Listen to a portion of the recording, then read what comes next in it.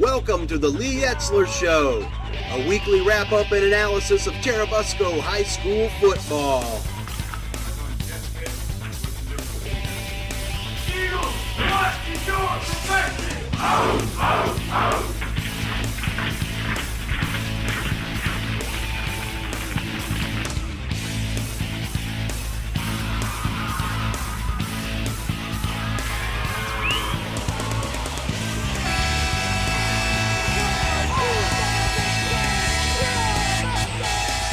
And now your host, Big Daddy Don Hyatt.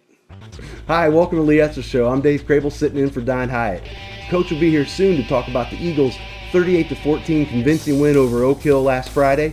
He'll also talk about the upcoming game against Elwood this Friday, and we'll also be joined by junior defensive back Logan Harris. So stick around. We'll be right back after this. I lost my job and I needed help with different things like prescriptions and energy assistance and stuff. So I contacted United Way. They was the first ones that I could think of. And I went to the agencies that they gave me a list of and got the assistance that I needed from them. Because I received the help from United Way, then I'm volunteering my help out to the community, giving the help that they need. Hey football fans, do you want to keep track of Churubusco High School football games? Log on to busconews.com every game day and watch up-to-the-minute pregame, halftime, and postgame interviews with head coach Lee Etzler. Stay connected with your computer or on your cell phone. busconews.com. When you can't make it to the game, it's the next best thing to being there. Hi, welcome back to Lee Etzler Show. Coach, you guys, the team just came out and played another fantastic game in the first round against Oak Hill this last Friday night. Yeah, pretty pleased with the performance. Played hard on both sides of the ball. Thought again, took them out of the game with physical play. Really got after them on offense and defense, and they slowed down quite a bit. Lot to contend with them. Very talented football team. Came into the game 8-1 and high scoring offense, and held them in check most of the night. Nico came out, and I think you guys scored 6 right away and missed the extra point, missed the extra, went for 2, missed that one, then you went ahead 12, and really you never trailed, and the game was really never in doubt. They kind of threatened that second quarter, but defense really played a great game. Yeah, and there's athletes. They have athletes on the offensive side of the ball. Both halfbacks very very talented in the running game, and they throw the ball to them. The fullback came in with 1,100 yards rushing in the first 9 games, and the quarterback throws a pretty good ball, and they had a receiver that had almost 800 yards coming into the game as well. So said before, a lot of times if it's one good player, sometimes that's a little bit easier to deal with, but felt that they had offensive weapons in multiple different places. So our guys did a pretty good job. Kind of a stressful week of practice, making sure that we could line up to everything, that all of their sets, and understanding the plays they like to run out of those, and understanding where they like to threaten our defense. So pretty pleased with the effort, and another great game by the defense. Oak Hill came down that second quarter, and they had a pretty good drive. I believe they went for 3 or 4 fourth downs in that series, and they finally got it down there. And anyway, what happened when we came down there, you guys held them. They didn't get the score, and then we went in at, what was the score at halftime? It was 18-7 at halftime. Halftime 18-7. So we, I think Jason had a long run there late in the second quarter, which put us up 18-7, which was pretty comfortable position. 14 or 12-7 going into halftime. A lot of things can happen with that. Pretty comfortable with the 18-7 halftime lead. And if they would have won at 18-14, it'd been a little different mindset.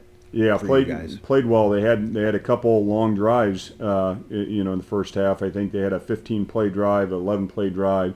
One of those converting a couple fourth downs, and we were happy with how we stuck with things. Haven't had to defend too many times with long drives this year, and that can get demoralizing. Put together a couple first downs, you get pretty tired on defense. and our guys kind of stuck with some things and played pretty hard. So hopefully pretty good job Friday night with that, and I'm sure we're going to see situations like that here in the future. Jason Nicodemus, I think on one play, he went down and scored. I think every player on their team grabbed him and touched him and tried to drag him down as he went down all the way and scored, ran him off. And then the next time he scored, nobody touched him. It was just a crazy way for him. He shot right through and nobody touched him. Yeah, well, he's a difficult guy to tackle, number one, because he's so strong. And, we a lot of times in the games we're in see defenders slowing down when approaching him, to try to tackle him because, it's not easy and you're going to take some punishment when you try to tackle him. So maybe that was some of the reason for not getting touched on the following play. But, right. He's got some pretty good speed to bust the long runs and, extremely difficult to tackle. We would be facing a kid like that. We would be extremely concerned with how we're going to tackle that kid. And, he's kind of proven himself each and every week this year. We're pretty lucky we have him. Yeah, we'll keep him here for the next few weeks. Lee, can you stick around? We'll come back and talk about some defense here Sure. in a minute. Everyone stick around. We'll be right back to talk about the rest of that first game, and we'll also talk with about Lee will give us some words about Logan Harris. I lost my job and I needed help with different things like prescriptions and energy assistance and stuff. So I contacted United Way. They was the first ones that I could think of. And I went to the agencies that they gave me a list of and got the assistance that I needed from them. Because I received the help from United Way, then I'm volunteering my help out to the community, giving the help that they need. Hey football fans, do you want to keep track of Churubusco High School football games? Log on to busconews.com every game day and watch up-to-the-minute pregame, halftime, and postgame interviews with head coach Lee Etzler. Stay connected with your computer or on your cell phone. busconews.com. When you can't make it to the game, it's the next best thing to being there. Hey, welcome back to Lee Etzler Show. We're here talking with Coach about the second half and that outstanding defensive battle. Coach, you guys really held them down that second half and pretty much put the game away right there. Yeah, building off some momentum we had late in the first half, scored on our first possession of the second half, and then kicked the ball off to them, and pretty stressful situation for them offensively, struggling to get things going. They really took to the passing game quite a bit, and did a real good job in the defensive backfield, keeping those guys in front of us and tackling them when they caught the ball, and kind of giving them some of the short stuff, but making the plays to tackle them. Didn't feel, it's difficult for a team to move the ball down the field in the short passing game. You got to throw the ball well, you got to catch it, and that's difficult to do on a consistent basis. And they made some pretty good plays. They have some good receivers, and the quarterback's pretty good, but did a good job with the pass defense. They got away from some of the things running the ball, and they're not afraid to run the ball, have quite a few rushing yards. So they got away from some of those things because we were doing a pretty good job up front, and turned to the passing game a little more, and our guys did a pretty good job defending that. So you kind of did let them have the short cross the field, kind of those short passes because we had good tacklers coming in there. Philosophy being, let's not let something behind us. Let's not give up a big play. If they're going to beat us that way, they're going to have to be pretty sharp, in the short passing game. So did a real good job defending that. They made some catches. We tackled them, and didn't give up any big plays. Who stood out in that defense for you on that team? Yeah, Logan Harris played a great game, and interesting. Thought he played a real good game the week before in the rushing game. Made quite a few tackles in run support the week before against Lakeland in the conference championship, and had a tall task of defending their best receiver, Matt McDivitt, who came into the game with almost 800 yards receiving, and really was as talented as any receiver that we'd seen this year. So, knocked a few balls away on some quick slants in the first half. Gave him some quick hitches and made tackles. Physical at times. Off the line of scrimmage. and just played an overall great game against a very talented player.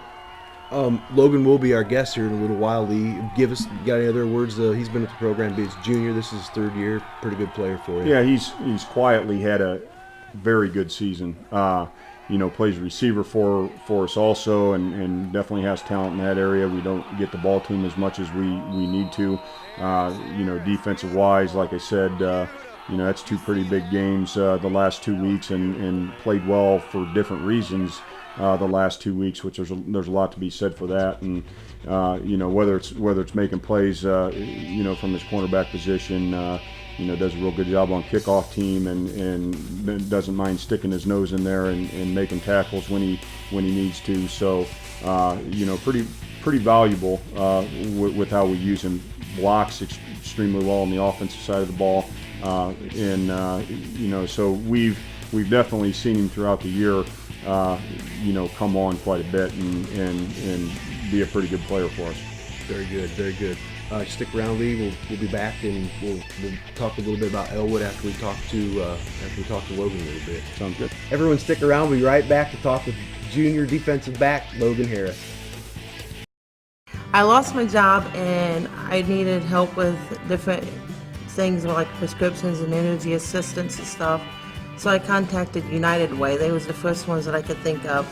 And I went to the agencies that they gave me a list of and got the assistance that I needed from them. Because I received the help from United Way, then I'm volunteering my help out to the community, giving the help that they need. Hey football fans, do you want to keep track of Churubusco High School football games?